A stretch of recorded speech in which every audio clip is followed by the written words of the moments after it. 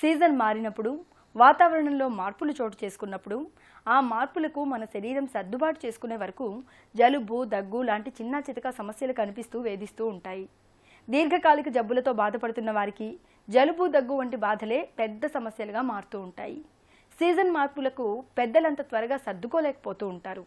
ఇలాంటప్పుడు యోగా సాయం తీసుకుంటే మంచిదని చెబుతారు నిపుణులు. వేధించే జలుబు, దగ్గు బాధల నుంచి ఉపశమనాన్నిస్తూ మన ఆరోగ్యాన్ని భేషుగ్గా ఉంచే ఆరోగ్య ఆసనాల గురించి ఇప్పుడు చూద్దాం.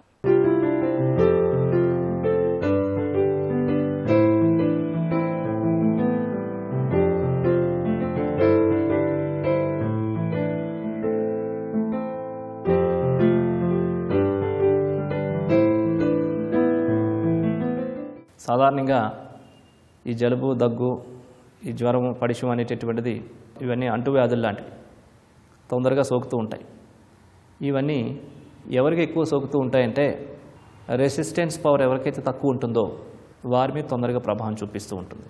కాబట్టి ఇటువంటి సమస్యలు వచ్చినటువంటి వాళ్ళు ఈ యోగ సాధన చేసినట్లయితే దాని నుంచి బాడీలో రెసిస్టెన్స్ పవర్ సంపాదించుకొని ఈ విధమైనటువంటి వ్యాధులకి దూరంగా ఉండగలిగి సంపూర్ణ ఆరోగ్యవంతంగా జీవించగలుగుతారు. ముఖ్యంగా ఇది చిన్నపిల్లలపైన, వృద్ధులపైన తొందరగా అటాక్ చేస్తూ ఉంటుంది. సో ఇటువంటి సమస్యలకి ఈరోజు మనం తెలుసుకోబోతున్నాం సుప్త వజ్రాసనం మరియు కపాలభాతి. ఇవి చాలా అద్భుతంగా పనిచేసేటటువంటి సాధనాలు. ముఖ్యంగా ఈ ఎండాకాలం దాటి వర్షాకాలం వచ్చడానికి ముందుగానే బాడీలో రెసిస్టెన్స్ పవర్ని పెంచేటటువంటి కొన్ని ప్రాణాయామాలు చేసినట్లయితే కనుక రోగనిరోధక శక్తి బాగా పెరిగి చిన్నపిల్లలకు కానీ, వృద్ధులకు కానీ, స్త్రీలకు కానీ, పురుషులకు కానీ ఈ విధమైనటువంటి ఇన్ఫెక్షన్స్ నుంచి మనల్ని మనం సంపూర్ణ ఆరోగ్యవంతంగా రక్షించుకోగలుగుతాం. ఇప్పుడు మనం సుప్త వజ్రాసనం మరియు కపాలభాతి ప్రాణాయామం ఏ విధంగా చేయాలో చేసి చూద్దాం. వజ్రాసన భంగమనే వెనక్కి పడుకునే స్థితిలో చేసేటటువంటి ఈ స్థితినే సుప్త వజ్రాసనము అంటారు. ముందుగా ఈ సుప్త వజ్రాసనం ఏ విధంగా చేయాలో చేసి చూద్దాం. ముందుగా దండాసన భంగిమకి రావాలి. లెఫ్ట్ లెగ్ స్ట్రైట్గా తీసుకొని వచ్చి లెఫ్ట్ లెగ్ జతలో రైట్ లెగ్ కూడా తీసుకొని రావాలి. ఇప్పుడు వజ్రాసనానికి రావాలి. లెఫ్ట్ లెగ్ని ఫోల్డ్ చేసి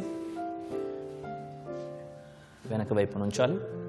తర్వాత లెఫ్ట్ లెగ్ జతలో రైట్ లెగ్ని కూడా ఫోల్డ్ చేసి ఎడమ కాలు జతలో ఉంచాలి. వెన్ను నిటారుగా ఉంటుంది. షోల్డర్స్ రిలాక్స్గా ఉంటాయి. మోకాలు చివర్ల మధ్య 4 వేళ్ళ అంతరం పట్టే విధంగా ఉంటుంది. ఇప్పుడు ఈ వజ్రాసనం మీదుగా సుప్త వజ్రాసనానికి రావాలి. ఈ వజ్రాసనం మీద ఉన్నప్పుడే 2 చేతులు వెనకాతల సపోర్ట్ తీసుకోవాలి. ముందుగా ఈ 2 చేతుల్ని వెనక వైపున ఉంచాలి.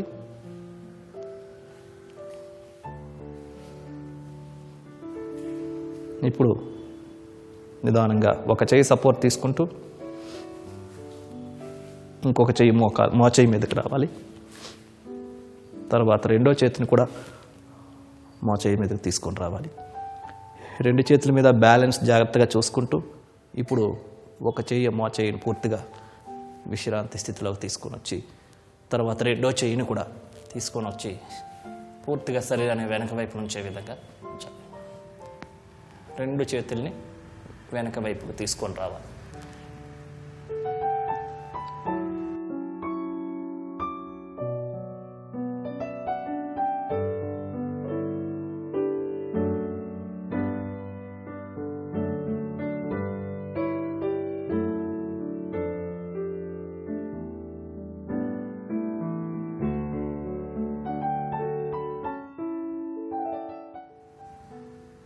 రెండు చేతుల్ని ముందుకు తీసుకొని రావాలి. ముందుకు లేపుతూ 2 చేతులు వేళ్లతో చీలమండల దగ్గర సపోర్ట్ తీసుకోవాలి. ఇప్పుడు నిదానంగా మో చేతుల మీదకి రావాలి. సరే అని తీసుకొని రావాలి.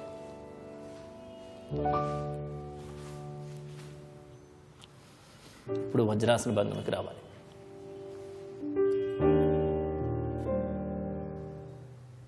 ఇప్పుడు వజ్రాసనం నుంచి బయటికి రావాలి.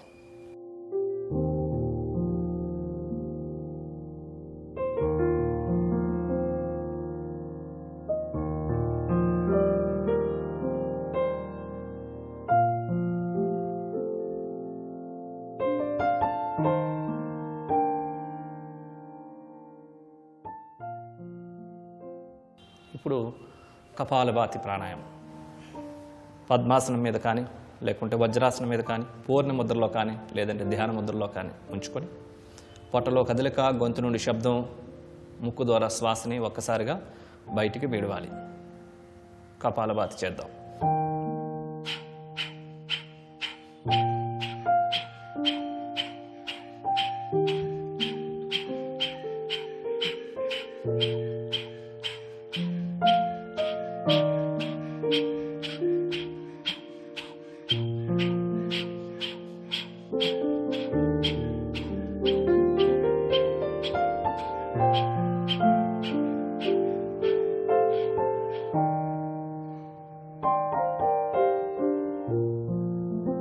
మరొకసారి చేద్దాం.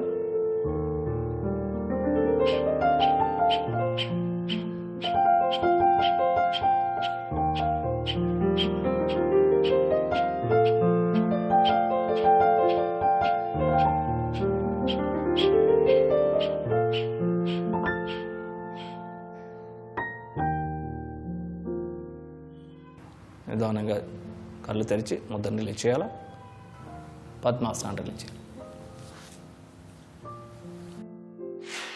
చూసారు కదండి, ముఖ్యంగా ఈ వర్షాకాలంలో జలుబు, దగ్గు, పడిశం ఇట్లాంటివన్నీ ఎక్కువగా బాధిస్తూ ఉంటాయి.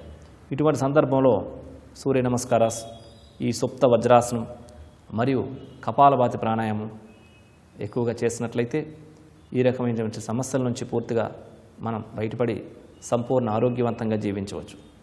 వీటితో పాటుగా ఇంకొన్ని సూర్య నమస్కారాలు, భుజంగాసనం, శలభాసనం, శశాంకాసనం, భస్త్రికా ప్రాణాయామాలు, వీటితో పాటుగా ఫుడ్ని చక్కగా వేడివేడి ఆహారం తీసుకోవడం, బయట ఫుడ్లు తీసుకోకుండా ఉండడం, చల్లటి పదార్థాలను తీసుకోకుండా ఉండడం, ఫ్రిడ్జ్లో పెట్టినటువంటివి ఇవన్నీ కూడా తీసుకోకుండా ఉండడం, అదేవిధంగా వేడివేడి ఆహారం తీసుకోవడం అనేటటువంటిది కూడా ఈ ఇన్ఫెక్షన్స్ దూరంగా ఉంచడంలో చాలా బాగా ఉపయోగపడుతుందని చెప్పవచ్చు.